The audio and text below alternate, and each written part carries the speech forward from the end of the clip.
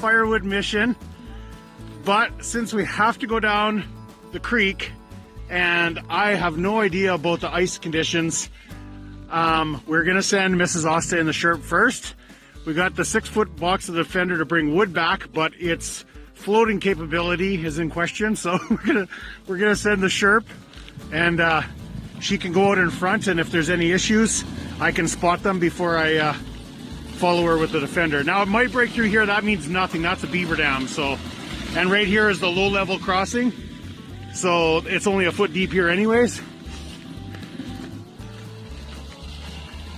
So what I'm concerned about is man, there's like a few inches of water and a little tiny bit of ice on top of the good ice. Crazy. So we have to go and around the corner, and look at that one's almost standing dead. There's a couple really nice standing dead trees, and I'll show you where the beavers have chewed them off. So I'll come down here and you just make your way, and I'll just try to follow you, and just stay right in the middle, and yeah, if there's any questionable ice, you'll fall through and it'll be all good. Man, there's water in this lake. It's ice, it's frozen, but so funny. Okay.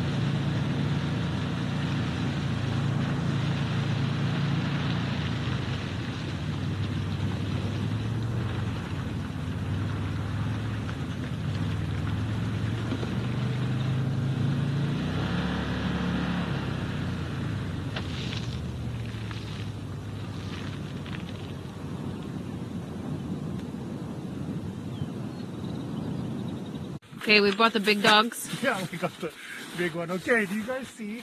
Okay, we'll get up closer, but look at the size of that tree. Like, that's like a, I don't know, 70 footer, 80 footer. But the beavers, we'll get up close, but the beavers almost have it chewed all the way through. So we're gonna cut that sucker down before it falls down. Okay, so that guy obviously has still got green branches. So he's gonna cure, and we'll burn them next year. So just down there is all those trees I was talking about. There's like 5 or 6 in a row, all leaning out. Yep. They're all standing dead. So those ones we'll be able to burn this year. I wasn't fooled by, were you fooled by our first, was it called fall spring? It happens not every year, but in usually later February and March, it warms right up and you're like, spring's here. And then you look at the long-term forecast, we're back into the -20s overnight. Highs of like -14 during the day. Don't dampen my...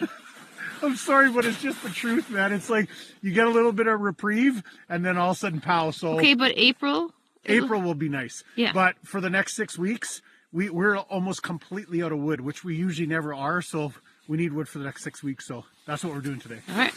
All right. I want to get a closer look. That's what I'm talking about. This is a big boy. It is. It really is. It's like they carved something. Look at this thing. Isn't that freaking crazy? Worst comes to worst, it falls that way. Look at this one. A rotten one they chewed. Why though? So weird. It must be for material for the dam. Look, oh, this there's one over one. here. Pretty good sized one. Chewed. That'd be good firewood too. Yeah. A little one chewed. Little one back there chewed. Crazy. One, look down there. Can you see? Chewed. Can't really. Oh. Unreal. Guess they really want to keep this water. Because if you guys didn't know, like poplars, they'll chew them, they'll fall, they'll chew the branches off, they'll eat those branches all, and any sort of like nice trees, like we don't really have a lot of like, sort of like elm and maple here, but I think they eat all those too. Other places, they eat the crap out of those. So if you try to grow nice trees, they just eat them.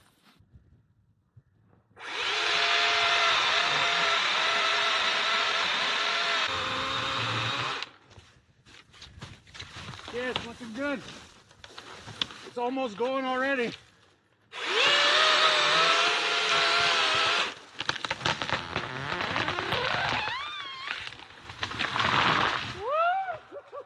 Holy cow! Woohoo!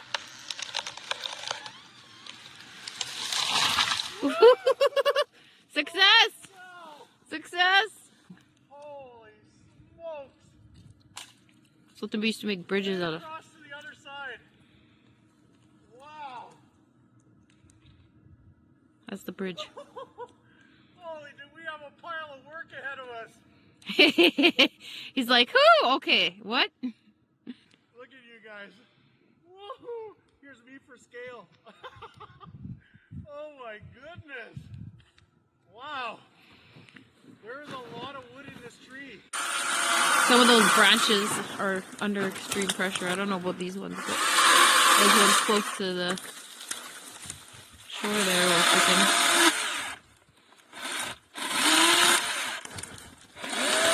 Oh, that one. I was holding a lot of weight. Yeah. So now we gotta go get the measuring tape because you need to measure. Yes. Plus. And then you guys put your guesses right now. Go to the comments and put what you thought just from the video. Pause it. Do your little, I'm 6 feet, and then do your little thing and see what you think. And then we'll measure it and we'll put it in. I'm 6 feet. So every guy is 6 feet tall. No, because you can measure. He's 6 feet, so you go like this to him. Then you go 6, 12, 18, 24, 30, 36. Oh, okay. That's a guy thing.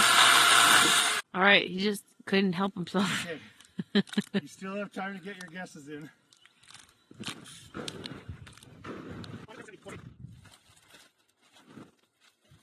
that, it's pretty straight. Holy, 85 feet. Wow. Wow. Well, 84'6". All right. So minus 6 inches for the things. 84 feet. The mystery is solved. That's taller than I thought, man. Man, another 6 feet, that's a 90-footer. Wow. But if you look at the trees beside it, those are big trees. That one's a big Wow. one, right there.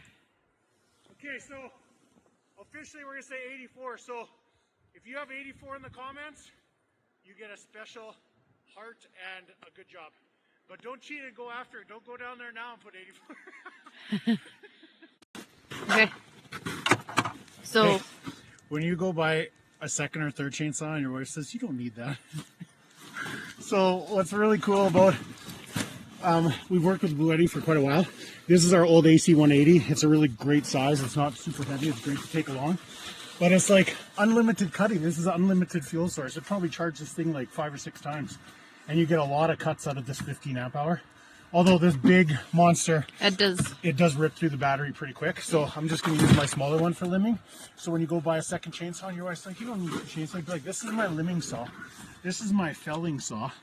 And then maybe you have a couple other ones as backup. And then you'd have those people that are like, you use gas saws. Yeah. I have an MS361, like a beautiful still. And since I got battery ones, it hasn't been. I might as well sell it. It hasn't been started forever, but it is a good backup. But electricity never goes. So the sun never goes anywhere. When you have solar panels that you can put power back into these, literally, you can use these for 10 years. Like, man, I'm telling you, it's pretty good. Once you run out of gas, if there's no gas to get, your gas cell's done. But power, the sun's not going anywhere, so it's a pretty good argument for get some solar panels in a power box. So okay, we gotta limb the heck out of this. Okay, so like I said, I didn't want to deal with that beaver because I wasn't sure what was going to happen, so I did my cut up here. My hinge is pretty good. You can tell it's a little bit off, but I had good hinge wood there. So you can tell kind of screwed up on my wedge cut, but look at my back cut. And the saw with a 20-inch bar couldn't reach through. I had to finish it on this side. But look at just perfect. Mint. Well, not perfect, but it worked perfect. Perfect for you. It's just, what do we say? Close enough. Close enough. Close enough, Look at Greg. this sucker, you guys. Mrs. Austin's like, it'd be nice to cut this, but man, you'd need a 36-inch bar to cut it down here. Or you'd have to try to cut it and walk all the way around. You'd have to go through 3 You chains. can do it. But yeah, perfect little, just a perfect stool in the shop. It's just like a story, you know, behind it. If you want to show people a story, they just got to come out here and look at it. Oh, okay. Okay, we'll try to burn all the branches. All the lower ones are pretty dead, but all the taller ones are pretty green. But if you guys know pine needles, they have all the, I don't know what the proper term is, all the sap in them. And that stuff burns like gasoline, so we got it away so there's no big trees around us. Even though chances of a forest fire in winter are 0, but try to always be safe as possible. Some of these branches are freaking 14 feet long. Okay, we'll pick back up when the suckers roar, and I'm going to keep dragging branches over here. Alright, that's like maybe 2 minutes. She's going good. That's maybe 1/3 of the branches. Oh, maybe a bit more. We almost got this whole half. I don't know if we're just going to drag the other ones over there and do another fire there. We'll see. Maybe it'll be just as easy to just drag them over here. It's going to be a big pile. Okay, this is like a John Deere 944 skidder. I'm not sure if those are the numbers of John Deere skidder, but holy smokes, you guys. Man, we almost got it. I did all those big, those ones were like all small trees there. There's just this tiny little bit in the middle, and then a couple up on the other bank. Yes. Yeah, the fire warms you up, but also just dragging trees.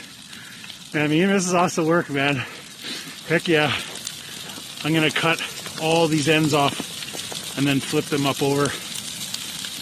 But what a great way to get rid of all the limbs.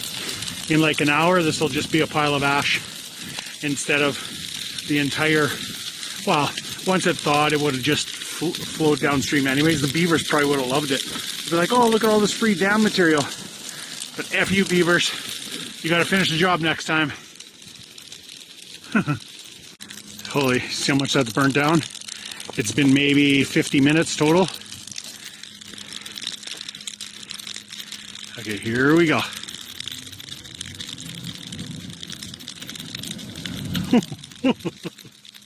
Okay, now she's lined up so she could back up and then, but man, it's doing the same thing. I'm gonna end up cutting it like right about there somewhere.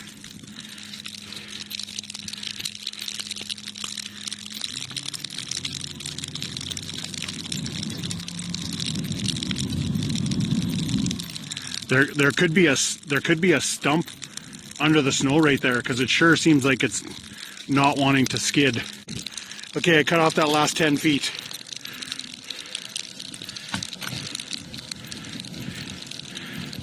Now I wish I would have tried with the Defender. Okay, here we go.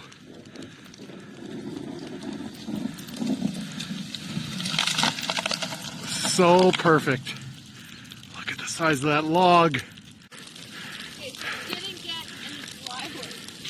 Yes, we're gonna come back and get those suckers. Yeah. Those guys over there. This took a little bit longer than we anticipated. As soon as I dropped it, I'm like, that is a lot of wood. So I consolidated this for last time. That will burn down, like I said, right to ash. But the pile used to go from there to over there, so yeah, and like almost no debris left, just a few little ends and the top of the tree up there. All in all, that was freaking awesome. Yeah, definitely. Just go get some dry stuff. That was super fun. But hey, we're not home yet. So I'll follow Mrs. Austin. She's gonna try to drag that sucker all the way home, so we'll see how that goes.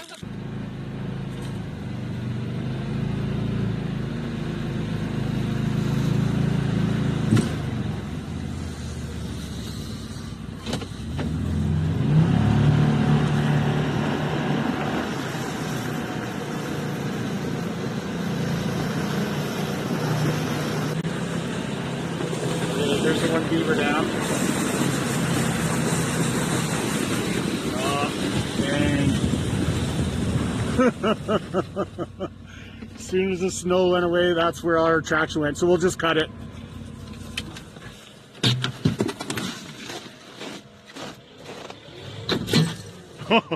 See, that's exactly what I have that strap for a fuse. So if anything gets too crazy, boom, that breaks. We'll just cut it, so back up a little. Okay, plan B. We're gonna try to drag it through the field. Then we're gonna deal with the ice. And also I cut it. So.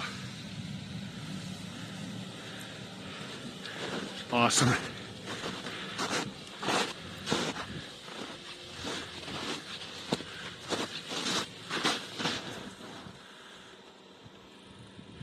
Oh, the Sherpa's staying up on top so good. All right. Almost home. All right.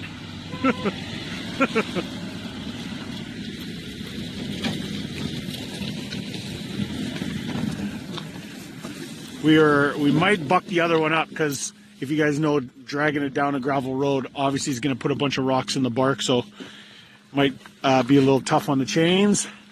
But we got the first part home. It's going to be dark in like 20 minutes, so we'll go get that second chunk tomorrow. Hopefully it doesn't fall through the ice tonight. Good job, good job.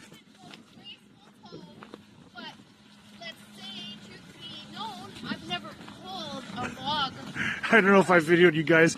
She was towing it by a steep part of the ditch, and it rolled all the way down the ditch, and it twisted off our tow strap, and so we had to dick around and rehook it up and drag it back up onto the road. But perfect. After that, perfect. Yeah. Okay, so we don't know where to go, so. Are we gonna go get it? We'll get it tomorrow. It's gonna be dark in 20 minutes. Sure. Yeah. Okay. Still on the ice, it's not going anywhere. Yeah, exactly. And we got all our stuff, right? Yep. Yeah, chainsaws, everything, power box, chargers. My time's on that. We did a good job. Yeah, good job. All right, day 2. We got half full. Recovery mission from the first day. Yeah, we got more wood to get. So if you look at the water, it does not look very awesome, but we'll give her a shot.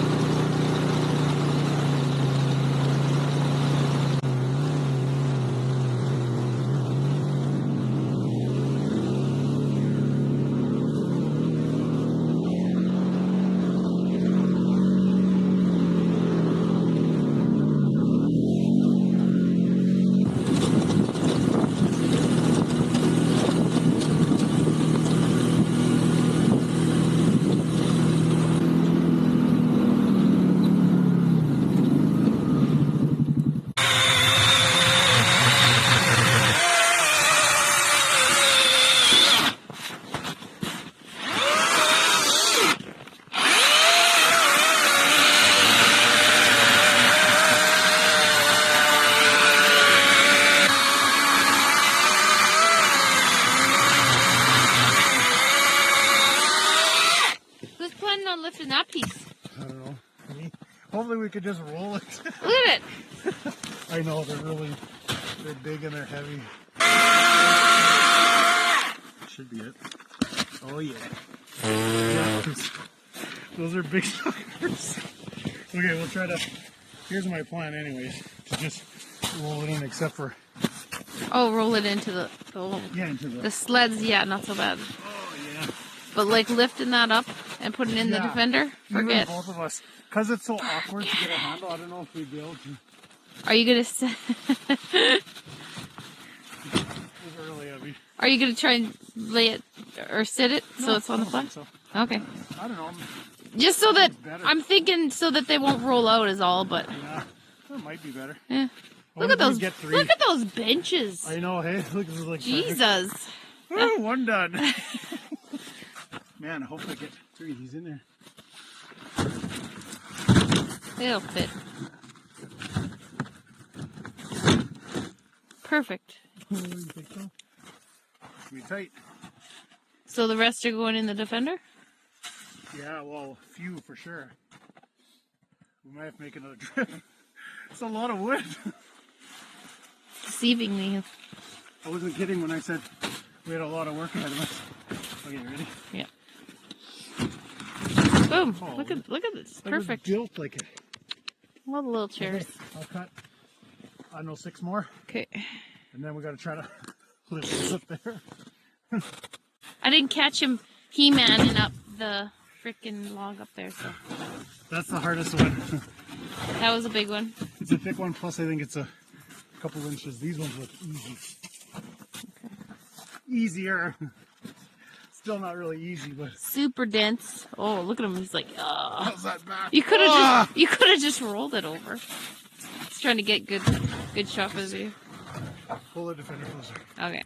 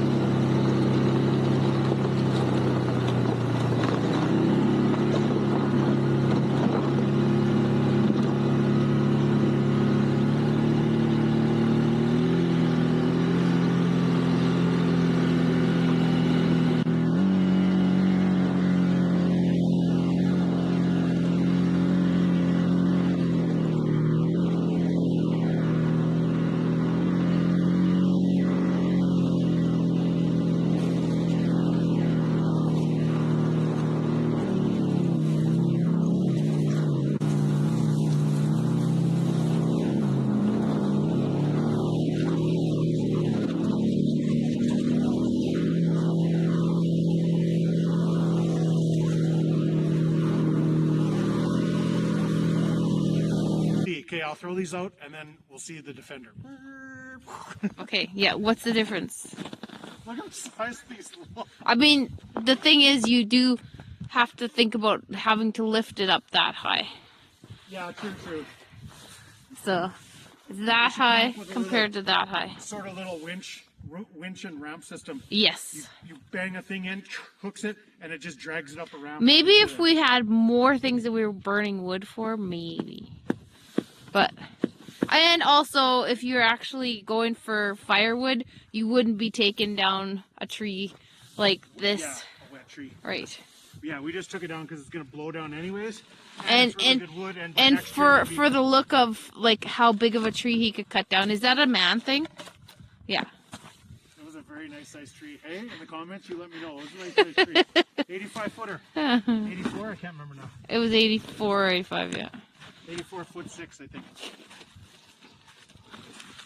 All right, so this So guy. my goal in life is to cut down over 100 footer. Oh, So that's only 15 more feet. got it.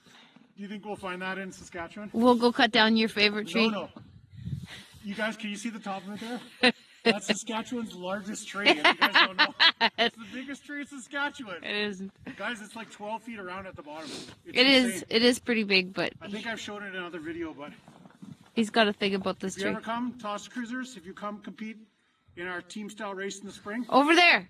ask to see Saskatchewan's largest tree. Hey, I'll take you there. also, can we add to this video that anybody that wants to see team style races over there, Yes. put the comment in the 3 riders, 3 helpers. It's gonna be freaking three. awesome. Okay.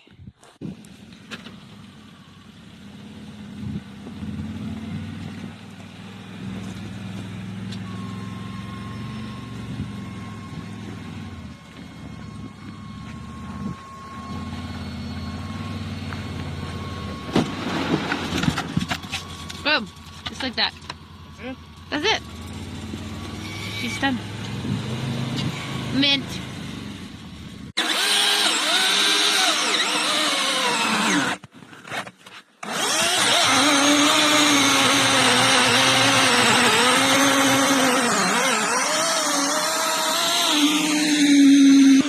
Beauty day. Okay, it's the last log from over there. No, over there. Over there. Yeah. To here, to here, to home. All right. So typically it wouldn't take us 2 days, but a couple little unforeseen issues with the water. This year has been a little different. I'm not complaining. It took us 2 days. No.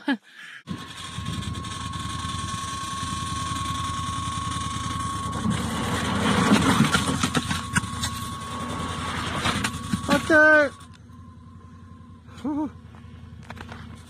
Some good splitting. And we have that other, that other huge log over there. Heck yeah. All right, good work. So, cutting all this wood just makes me even more curious about outdoor wood boilers. So, I don't know if I told you, but we have a chance to go up and check out a guy that's had one for, I think it's since 2011 or something. So, about 14 years he's had an outside wood boiler. So, we're going to run up there and check out his whole setup and see how he uses wood. Free heat. Yeah, free heat, exactly. Uses wood to heat his entire house and his entire shop. So, all right, stay tuned in the second part of the video.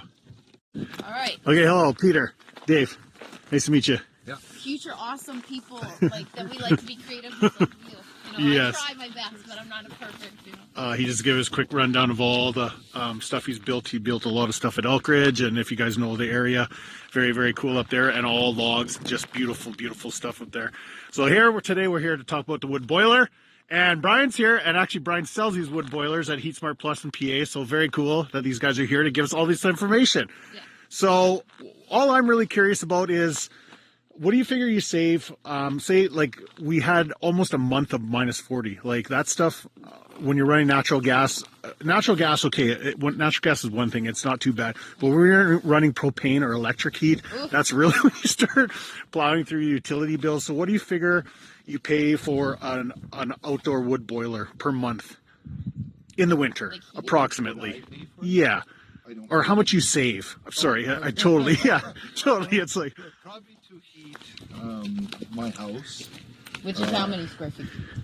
Total about 5,000. So 5,000. so very large house, and the shop. And the shop is about 1,600 square feet. Okay. And we use it to heat, obviously, our slabs, our forced air, our domestic water. And then I have, it's not finished yet, but there's also a swimming pool. Oh, wow. I'm excited. I want to see So probably you'd be looking at ballpark, I would say 8,000 a year if you were actually heating with natural gas. Oh yeah, and I would even say that'd be conservative for 5,000 to 1,600. Yeah. We don't have natural gas Yep, here. I do yep. have propane here. Oh, gotcha. Because we do have a decent backup system for the house. Yeah. Oh, yeah. But it never gets used. Yeah. So Yeah.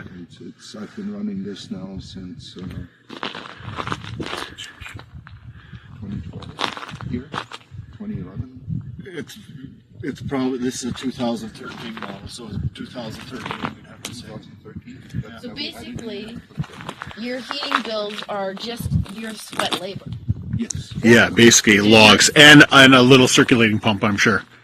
Yeah. Yeah, basically exactly, what it is. yeah. It is circulating pump, and because obviously I'm in log and timber work. Yes. Most of this is free. residual. Basically. Yeah. You're Yeah. already So doing it. It's makes not extra like sense for awesome. you.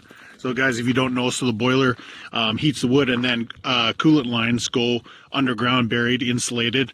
Obviously a set goes over to the shop, a set goes over to the house. So what's very cool is when we moved up to Lake, we built in 2004, and in 2007 we moved up there. We just built a cabin, and Brian did our geothermal. So very, very cool. So we've known Brian a long, long time, and it was very similar.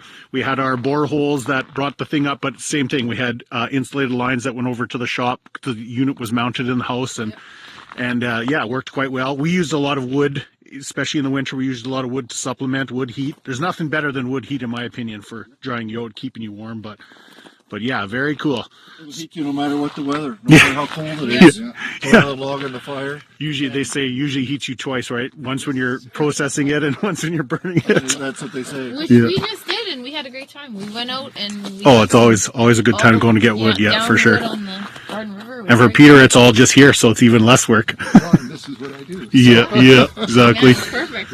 And you can heat more than one building with it. With geothermal, you heat that building that it's in. Yeah. Whereas this, you could heat multiple buildings. Your home, your Yeah, garage, this your is- greenhouse, Yeah, your exactly. chicken house, multiple things. And all the messes outside. Yeah. All the dangers And not outside. only Yeah, that, yeah. you're getting exercise, so you're keeping, your weight under control. It's No, like weight no, management. none of that. Just kidding. I need to get on more of that program. I'm 64 and I can outdo any 30-year-old. Exactly. Yes, no kidding. So, Very true. Perfect. Whoops. You got a good puff of smoke there. Oh yeah. You know what? It smells good. Yeah, I exactly. love that smell. Like we Yeah. have one wood fireplace just because of Yeah, when we were building, we were gonna do all gas. Like we have to have at least one, and we use it all the time because it's out in the patio. We use it all the time for sure.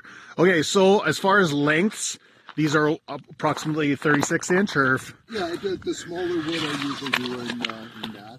And then the bigger wood, obviously, I'll cut smaller pieces. Oh, yeah, gotcha. Oh, yeah, some larger stuff there. Yeah. Oh, yeah, Put it yeah. up right now. And the nice thing about the way he does his wood is he puts it in pallets and brings it up here, so the mess isn't up here. It's Oh, not exactly. processing wood. Yeah, He can yeah. process it in his wood yard. Yeah, And exactly. just bring these crates or boxes, you call them, Yeah. up here as he needs them. I think it's a great way to do it. Oh, yeah, load them out in the yard, and then you just haul them right in here. Easy to throw in. Yeah. No, I think is it just shutting down? So these are, if I understand, they have a fan that also controls. Yeah, you can see the fire in there. Oh, yeah. It's a big wood box in there. So how often then do you have to feed it? Once in the morning, once at night. Okay. Oh, yeah. I get typically anywhere from 12 to 14 hours burn out of it. Yeah. That's And awesome. that's with 40 below. Oh, wow. So as you Yeah. can see, there's Yeah, very, today very would little, not be. Yeah, very little wood in there right now, Yeah. because that's all that'll last till the end of the day. Oh, yeah. Right? So how do you regulate your temperatures in the house then? with this? Thermostat. Yeah, thermostat. It calls for heat when it needs it. Is it close? But does it push the Yes, heat? no. Like, say if you put so much wood. So say if I fully loaded that thing, where does the excess heat go then? Well, it would only because there's a gauge in the back, Yeah. right, that you set for whatever temperature. So mine is set at 165. Okay. So once it hits 165, the fan shuts off. So, yeah, so it uses a fan to sort of, Okay. yeah, to modulate the heat. Yes, very, very cool system that way. And then this is obviously the clean out trap here? That's your ashtray, yes. Okay. And how many times like do you have to clean that out? Typically, when it's getting lots of use, I'll do it about every 10 days. Okay. Oh, yeah. And that depends a bit on what the wood that you're burning in. So pine creates very little ash. Yeah. Spruce creates more ash. Yeah. And then Poplars. poplar creates Yeah. even Yeah, more the ash, most. right? Yeah, exactly. So Yeah. it comes down to your wood, right? Yeah. Right. And as far as I was also thinking of sort of the off-grid aspect of it too. Say some stuff goes down, it'd be very easy to power your circulating pump and keep everything Yes. warm with no power. Like, you know, it just takes so little power. You could run a little power box, a small generator. Well, here it is. I mean, there's just the pump, two Couple pumps. Yeah. amps. The smallest Yeah. generator you carry in one hand would run your entire heat system. Yeah, Even the exactly. Blue Oh yeah, for sure. Blue There Eddy you go. run it for a long time. Or like you said, a little gas generator, use nothing for fuel. And, you know, say, especially in the winter, it's 40 below. It doesn't take long for a place to cool off when the power goes out. And it goes out. Once in a while. What? Punch yourself in the face? I just wondered if I smeared my mascara across my face. I never would except for my eyes are And it watering. just looks like Oh yeah. ash. Yeah. I'll just be like this. Okay, we're going in the bush. Okay, so up here is the heat exchanger, and Brian's just going to give us a little information on. What happens is the gases come up on the back left-hand side. They travel all the way to the front. They do a 180-degree turn and go all the way to the back. What's interesting about this model is it's side-by-side heat exchanger, and of course your hottest gases are going to be at the top. Yeah. Some of the other models out there will have them stacked up, and so they lose out on 50% of the heat exchange area by them being stacked up instead of side-by-side. Gotcha. There's a baffle on the back of the firebox that the gases have to go under first, and then they come up on, like I say, on the left side, come all the way to the front, and go back out on the right and up and out the stack. Up the stack. And we exit below the roof line. We don't go up through the roof. Some of them go up through the roof. They cut their heat exchanger short. Oh, gotcha. And, a lot of the heat's that's- going up out. Oh, and then gotcha. You got a hole in your roof too. So Lots of experience. yeah, lots of sort of science going into getting the max heat into the coolant from the wood. Yes, Very cool. exactly. So where are these made, Brian? These are made in southern Manitoba. Okay. Oh, very cool. So Canadian product. Yeah, the drier wood. So Oh, yeah. the having more seasoned wood makes sense because it'll burn more of the smoke. Yeah. And that's another feature in this one here is it has 2.5 inches of refractory brick all the way around the base of the fire. So the refractory brick absorbs the heat. Yeah. And then it gives that heat back to the fire. And we know that fire needs heat to burn. Yeah, yeah. 50 to 60% of the energy is in the smoke. So it's critical to burn the smoke. Gotcha. And you need heat to burn it. We follow the fire triangle. Oh yeah, yeah. You need the, You know what? It's called the tetrahedron. I don't know if you know that, but in my Oh, training, sorry. it's I was just That's good. I was soaking it We had to up. take fire training all the time, and we would kind of joke about it, but yeah, it's funny. You need the chemical reaction, the heat, yeah. Exactly. Yeah, That's yeah. right. You are Yeah. right on, bang on. But we didn't have to create it. We just get to, take advantage of somebody else's really great awesomeness. What are you talking about? Somebody else created something amazing. Oh, yeah, for sure. I don't have to create it. Yeah, very cool and very interesting. I just want to come today and just get a little bit more information on these things because they are a very economical way to heat and especially large places. And right now, the cost of heating our Yeah, house it's never going down. It's one of those things you just know it's not going down. And we don't know what's going to happen. With Yeah, the grid. You never exactly, know, so let's exactly. just inform ourselves. Right? Very cool. Well, I want to thank Peter and Brian. That was very cool. It was a very cool run through. And some of the stuff I already knew, but some of the stuff with the gases and the efficiency and stuff, I had no idea. So very cool. Thank you very much, Mrs. Asta. You learned about gardening. Your nose is red. It's cold out here. Like, guys, it has been warm for the last week, and it's like minus 14 right now. It is cold. My eyes are watering. My fingers froze right off holding this phone. But anyways, okay. Thank you. Thank you. He was just kind of showing us around here.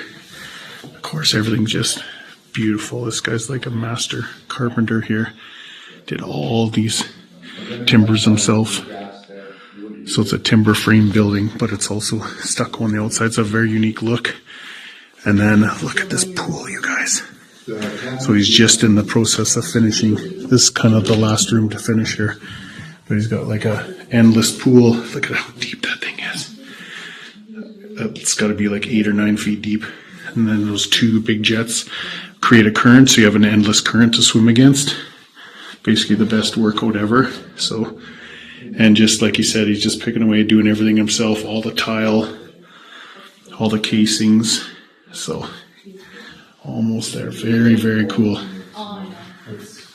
Crazy. We lived up here for 13 years and would have been only a couple miles away from where Peter is, where we are right now, but just never crossed paths. So very cool that we do now. It's like a rock fireplace, just all rock, all hand split and cut. Very nice. I always like more like rock versus the kind of full rock. Actual rock looks so dang good, but very nice. Look at the kitchen. Very cool. Oh, it's very awesome. He invited us here and showed us around. It was very, very cool. So here's the mechanical room, guys. So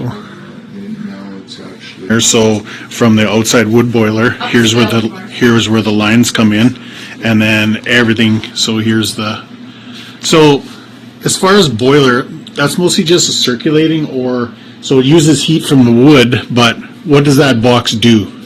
Well, that is an actual boiler. So if the fire were to go Oh, it's your backup. that will kick in. Gotcha. Right, and create my heat. So what Gotcha. it's doing now, it's actually controlling everything without firing. Yeah. Right? Gotcha. So it controls Zones. Indirect needs heat. It controls the forced air. right, Gotcha. Which is our air handling. Yeah, so he's got hydronic forced air as well. So the same thing with the slab heat. It controls everything. Yeah. But it doesn't actually fire. Fire, gotcha. So it thinks that the temperature is the right temperature Yeah. because the boiler is running short. Exact. So it never turns the flame on. Never uses. Oh gosh, that's a very, very smart way to do that. So you have your backup that just only ever turns on in the event that your wood boiler cools down to a certain temperature. So yeah, I really love well set up utility rooms because I know how much work it is. And spacious too. Yes. Yeah, ours Yes. is really nice. Yeah. Lots of space. We have a mechanical room in the shop as well that which we could have been into, but again, it's fully set up. And then there's another mechanical room on the other end here. Yeah, Because there's also the swimming pool, the water system, Gotcha. the RO system. Yeah. We have right back there is a security monitor. Oh, yeah. The cameras everywhere. Password, And just then we have 2 panels here. One's a generator panel because I have a big Backup generator. diesel generator. Yeah, that runs yeah, we have the generator. Yeah. as well. I think you have to kind of cover all your Yep. bases. Very cool. Yeah. But yeah, He has the best of both worlds. He has in-floor heating through the whole house or the floor, but also forced air to Yeah. just Yeah. on we now. do too. Yeah. So our whole upstairs is run off of forced air, and then the main floor and shop is all. Yeah. And like we said, especially in winter as well, where you talk about wood heat, in my opinion, floor heat is the best in the winter as well because it naturally heat rises and your feet are warm. Like right now, we're standing here, your feet are Oh, warm it's as awesome. yeah. Hey, Okay. another So utility this room. is what my dream is to have a pool too. So This is explaining to us like those two giant pumps are for the swim jets for the pool, and then that water heater there. You run a solar setup that will be in the summer, Yeah, solar, and then the wood boiler in the winter. Well, wood boiler and the solar in the winter in the winter as well. to heat that pool. So that's gonna be just a giant hot tub then. Pretty much. and cements. Look at this. Like it's so cool. Yeah, You get the whole view of what you got going in. very there. well set Oh, up. my And then a goodness. whole RO system by Sapphire Water, same people that we use for ours. And ours has been working great. Oh, it's only been 5 years, but very good. Like, Yeah, like we. you produce the water, and then it's not. You don't have to wait for it to produce. And the quality of water, like I was saying, like we have big glass doors, and I don't know if we've ever even washed them in 5 years. Like we squeegee them after a shower, but there's no residue. Everything, a RO system, a well set up RO system it pays for itself in no time. Very, very nice. Well, this has been here now for 10 to 12 years. Yep. For, Nice. Have you had to swap out your membranes? yes. Yeah, gotcha. We're probably we thought we had to, so we ordered some, and then the guy came and checked out. He said, no, your membranes are good, so we have them, but we just haven't swapped them out yet. So, So what kind of well do you have here? a water well. It's a Just big kidding. well, big, No, but all right. So overall, That was very cool experience. Huge thank you to Peter and Brian for basically inviting us and letting us. Look Yeah, around kind of everything. letting us into their life, really, and Yes. talking about Very, and very unique person and very skilled and artistic person, and his wife paints too. I didn't really show you. I really, really everything, like. I could just live in their house too. but so cool. But like Mrs. Austin was saying, is basically their whole goal is sort of what we were sort of after too. Is you make such a an interesting and you have so many things to do in your property that you almost don't have to travel. You don't have to leave your place for a vacation where you could have just a vacation at home. Like they're putting in that pool, they have an outdoor kitchen, they just pretty much anything you want to do on vacation you can do at home, and you get to a certain age and you maybe don't want to travel as much, and so they're really setting themselves up well. So this used to be his log cabin business. He has since sold it, so it's under different management now, but it's adjacent to his property. Yeah. But he has a full 30 acres there. He developed this whole. He had a quarter section here, 160 acres. So he has his home property. He sold off the other 130 acres. So very, very cool. And like I said, we lived here for 13 years, and he's on the other side of the lake, and we just never really.